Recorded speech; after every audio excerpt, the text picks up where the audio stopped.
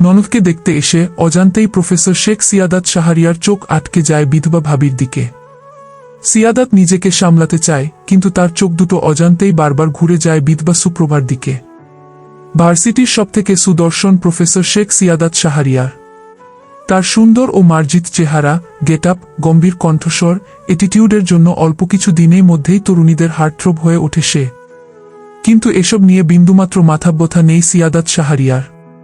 Class চলাকালীন হোক বা অন্য সময়ে সিয়াদাত কখনোই মেয়েদের দিকে চোখ তুলে তাকিয়ে দেখেনি।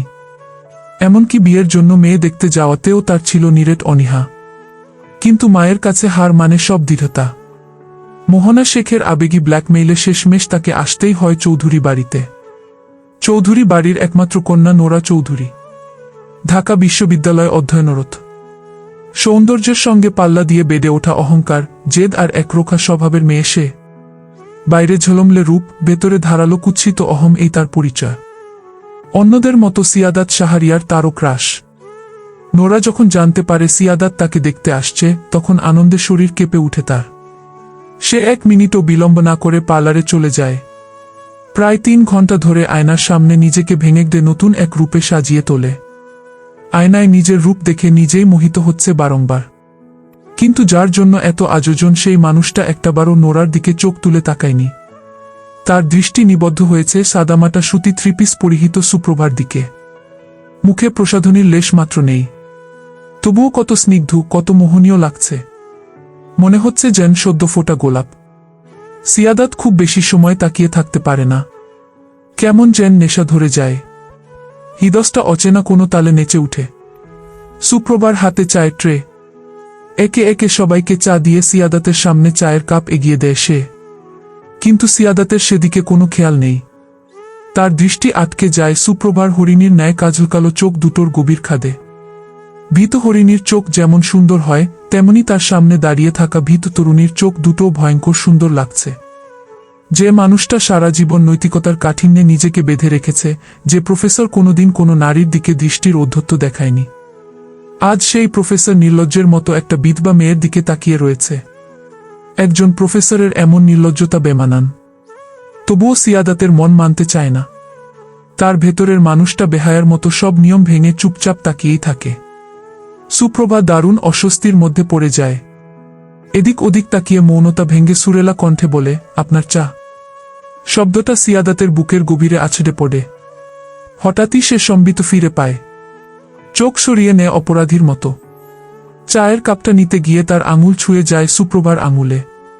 এক মুহূর্তের সেই স্পর্শেই সিয়াদাতের শরীরটা কেঁপে ওঠে।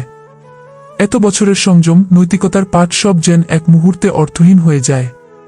সে পুনরায় সুপ্রভার দিকে তাকিয়ে বলে, থ্যাংক ইউ। প্রত্যুত্তরে সুপ্রভা কিছু বলে না। নিঃশব্দে কিচেনে চলে আসে। এতক্ষণে সবটাই নোটিশ করছিল নোরা। সিয়াদাতের হাবভাব মোটেও সুবিধাজনক লাগছে না। সুপ্রভার দিকে অমন করে তাকানোর পেছনে নিশ্চয়ই কোনো অভিসন্ধি আছে তার। বিরক্তিতে চোখ শুরু হয়ে আসে নোরার। ইচ্ছে করে সুপ্রভার চুলের মুঠি ধরে বাড়ি থেকে বের করে দিতে। কিন্তু সে খুব ভালো করেই জানে এটা কখনোই সম্ভব নয়। তার বাবা মা সুপ্রভাকে বাড়াবাড়ি রকমের ভালোবাসেন।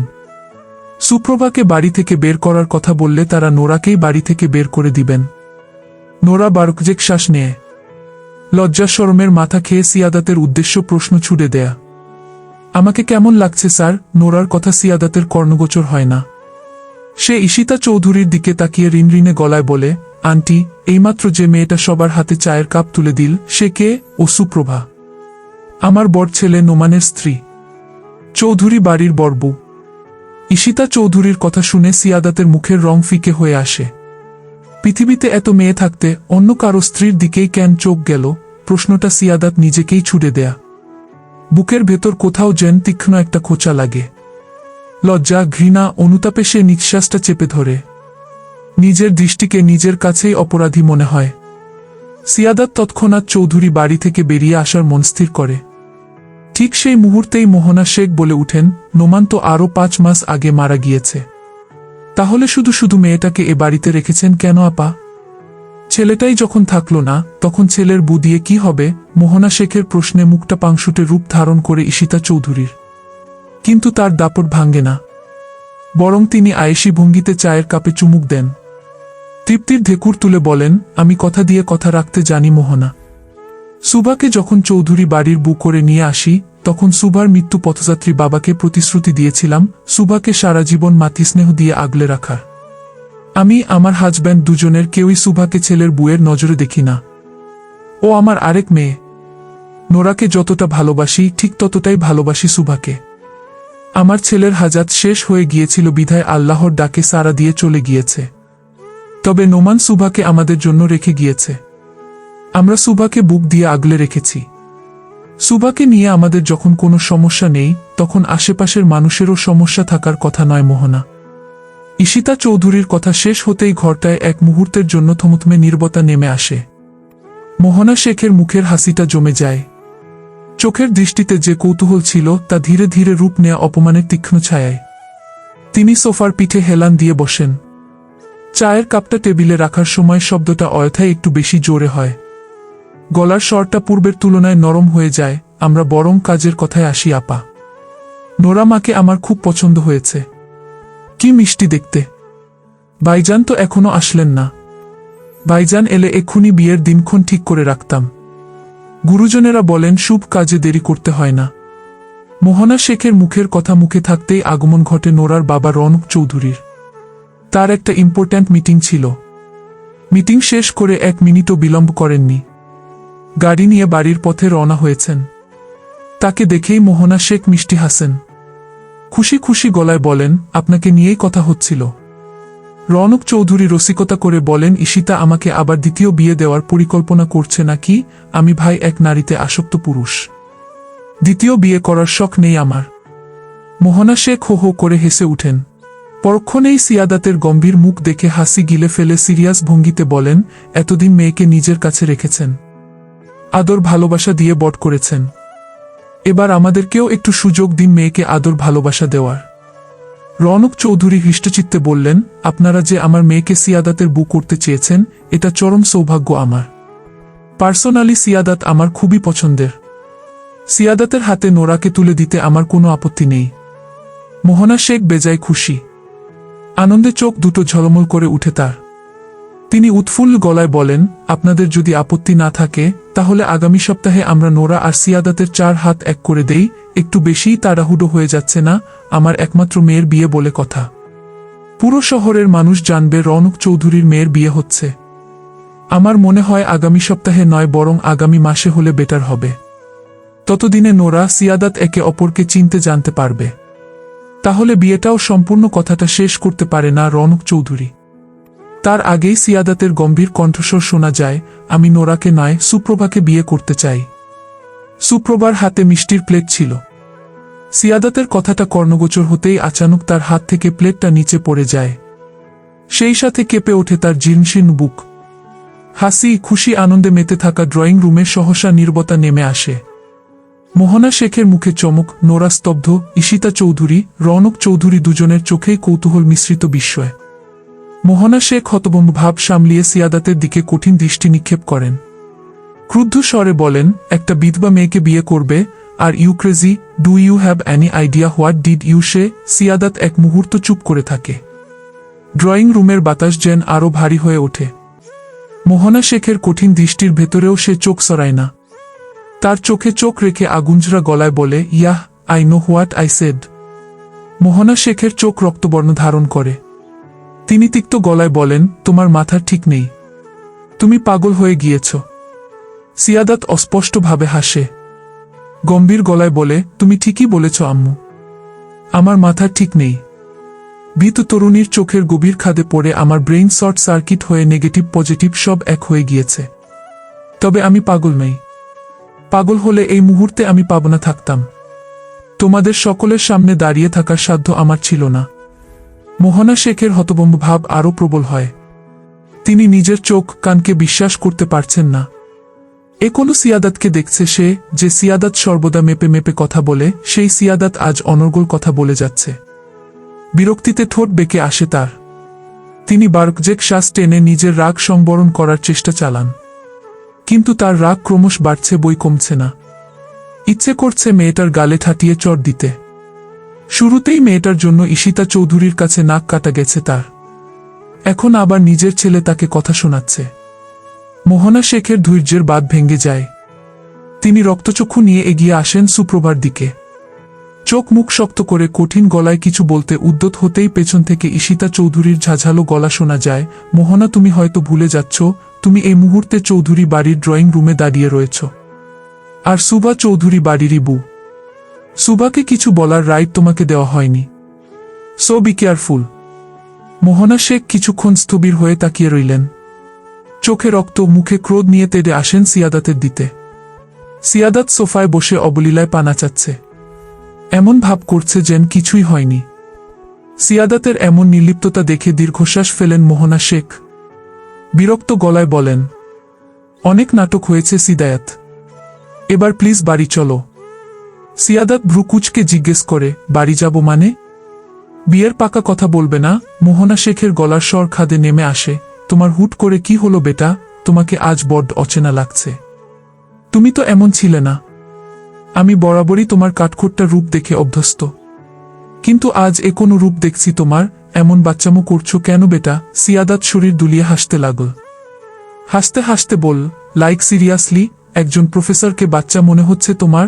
তোমার কি মনে হয় আমি 20-22 বছরে প্রফেসর হয়েছি? আমি 30+ আম্মু। এখন আমার বাচ্চার বাচ্চামো করার বয়স আমার না। মোহনা শেখ প্রসঙ্গ পাল্টে বলেন, আমার বড্ড মাথা ব্যথা করছে, বিশ্রামের প্রয়োজন আমার, প্লিজ বাড়ি চলো। সিয়াদাত কঠিন গলায় বল, এখানে আসার বিন্দুমাত্র ইচ্ছে ছিল না আমার।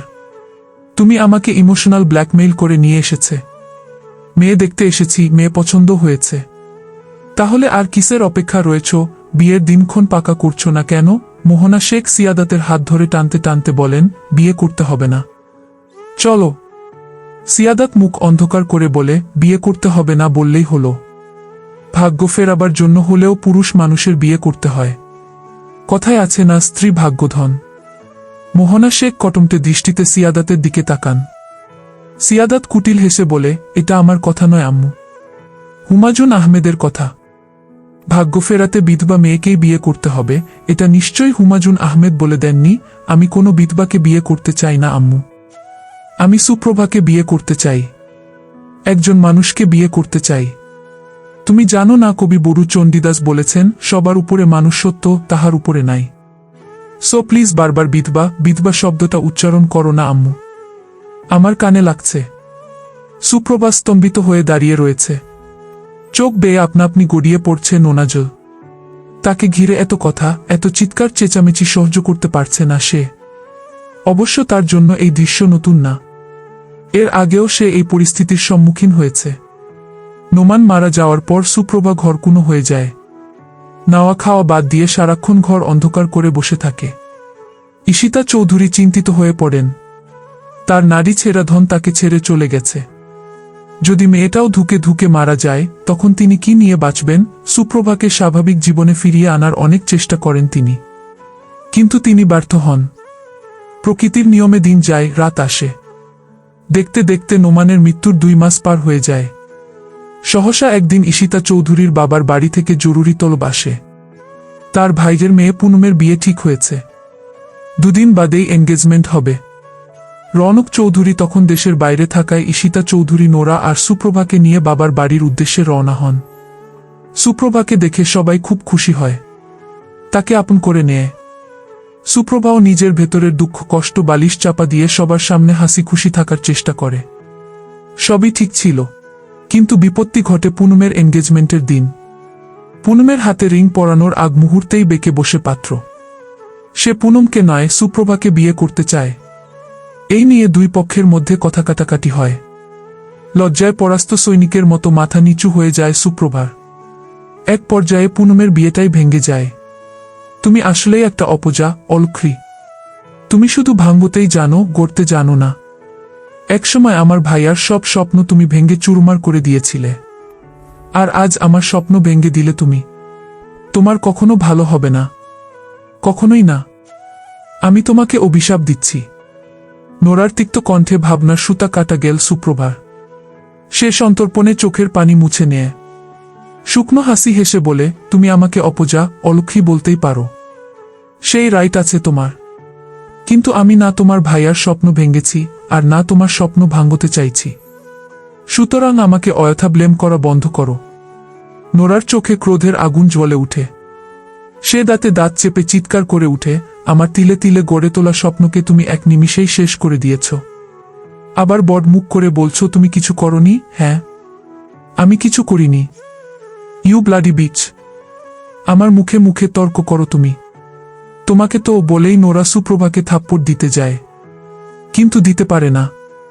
তার আগেই একটা শক্ত পুরুষালী হাত এসে নোরার হাত আটকে দেয়।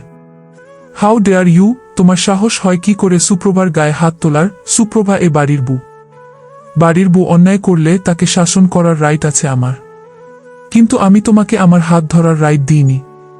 হু are you to hold my hand? নোরার ঝাঝাল কণ্ঠ কানে যেতেই চমকে উঠল সৌরভ। ভয়ের একটা শীতল স্রোত মেরুদণ্ড বেয়ে নেমে গেল তার। যে হাতটা সে অজান্তেই শক্ত করে ধরে রেখেছিল তা হঠাৎই ঢিলে হয়ে আসে। সে তৎক্ষণাৎ চোখ নামিয়ে নেয়, অপরাধীর মতো নোরার হাত ছেড়ে দেয়। নোরা চোখ মুখ কুঁচকে বিরক্ত গলায় বল, ঠিক, হাতটাই নোংরা করে দিয়েছে আমার। যেমন ব্রেইনলেস বোন, ঠিক তেমনি তার ব্রেইনলেস ভাই। সৌরভের বুকটা কেঁপে উঠল। নোংরা শব্দটা তার বুকে চাবুকের ন্যায় আঘাত করল, কিন্তু সৌরভ সেটা সবার সামনে প্রকাশ করল না। বরং কণ্ঠে তেজ নিয়ে বলল, আমারই সামনে আমার বোনের গায়ে হাত তুলছেন, তাকে অপমান করছেন।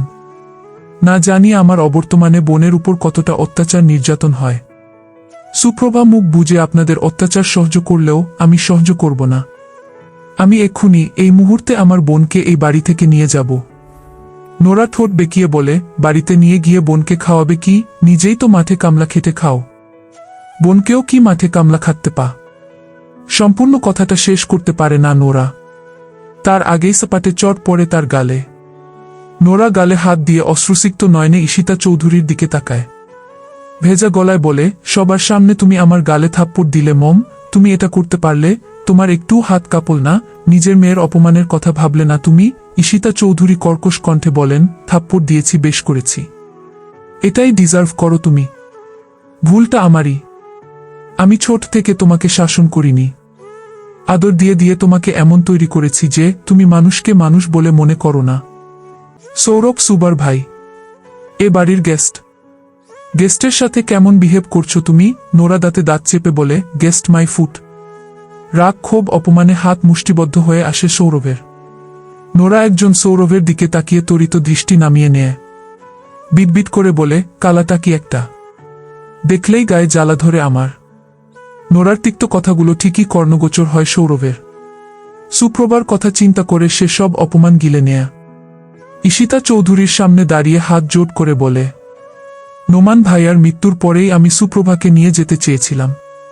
আপনারা বোনকে যেতে দেননি, প্রতিশ্রুতি দিয়েছিলেন বোনকে আগলে রাখার।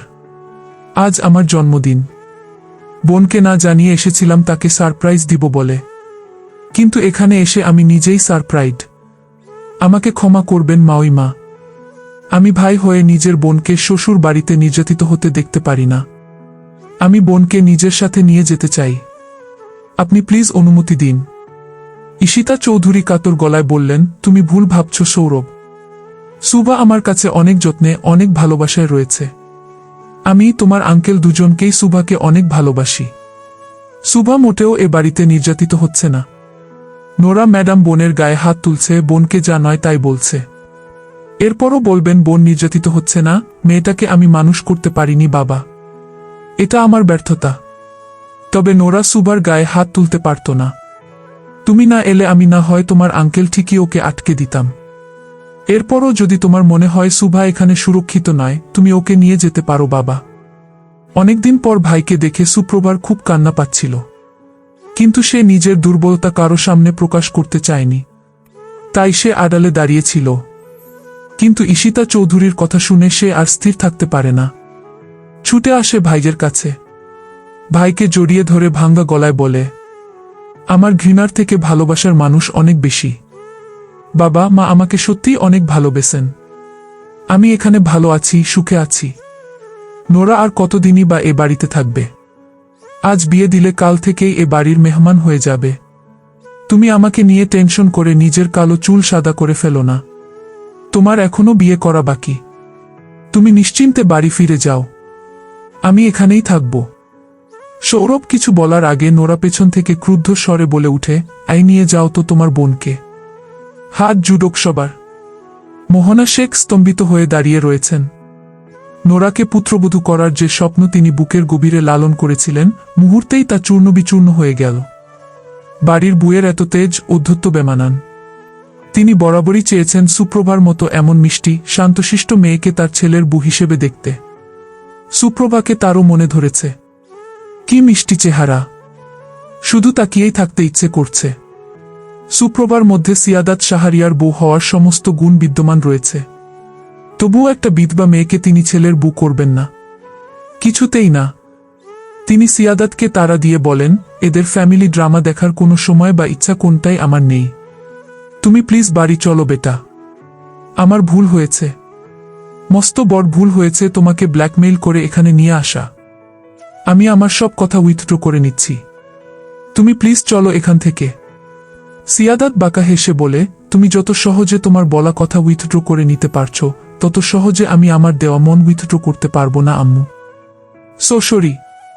মোহনা শেখ একটু নরম হয়ে বলেন, একটু বোঝার চেষ্টা করো বেটা। ঈশিতা চৌধুরী যেখানে সুপ্রভার ভাইয়ের হাতেই সুপ্রভাকে তুলে দিতে নারাজ, সেখানে তোমার হাতে সুপ্রভাকে তুলে দিবে। আর সবচেয়ে বড় কথা, সুপ্রভা তোমাকে বিয়ে করতে রাজি হবে। রাজি না হওয়ায় কোনো কারণ নেই আম্মু। আমি একজন প্রফেসর, দেখতে হ্যান্ডসাম, ড্যাশিং, কেয়ারিং। আর কি চায় বলো? এরপরও যদি সুপ্রভা রাজি না হয়? সিয়াদাতের মুখের কথা কেড়ে নিয়ে মোহনা শেখ হটবট করে বললেন, যদি রাজি না হয় তবে? সিয়াদাত কিছু না বলে সোফায় বসে থাকা সৌরভের পানে চায়। সৌরভ অপ্রস্তুত ভঙ্গিতে বসে রয়েছে। নোরা, ঈশিতা চৌধুরী, রৌনক চৌধুরী কাউকে দেখা যাচ্ছে না। সিয়াদাত নিঃশব্দে সৌরভের পাশে গিয়ে বসে কুটিল হেসে বলে, হাই সম্বন্ধী। সৌরভ কপালে চোখ তুলে অবাক গলায় বলে, সম্বন্ধী? বুয়ের বড় ভাইকে তো সম্বন্ধী বলা হয়, তাই না? সৌরভ পুনরায় অবাক হয়। বুকে? সিয়াদাত অকটে বলে, তোমার বোন আমার বউ। সুপ্রভা চা করার জন্য সবে কিচেনের দিকে পা বাড়িয়েছে, তখনই সিয়াদাতের বলা বু শব্দটা তার কানে যায়। সে ত্বরিত সিয়াদাতের দিকে তেড়ে আসে, কঠিন গলায় বলে, সেই তখন থেকে আপনি যা নয় তাই বলে যাচ্ছেন। আমাকে আপনার পছন্দ, আমাকে বিয়ে করবেন, হ্যান ত্যান। আপনি কি একবারও জানতে চেয়েছেন আমি কি চাই? সিয়াদাত শাহরিয়ার কারো চাওয়া না চাওয়ার ধার ধারে না। সে যেটা চায় সেটা নিজেই করে নিতে জানে। বলেই সিয়াদাত বাম চোখ টিপ দেয়। ঠোঁট কামড়ে বলে, তুমি চাও বা না চাও, আমি তো তোমাকেই বিয়ে করব, লাল চমচম।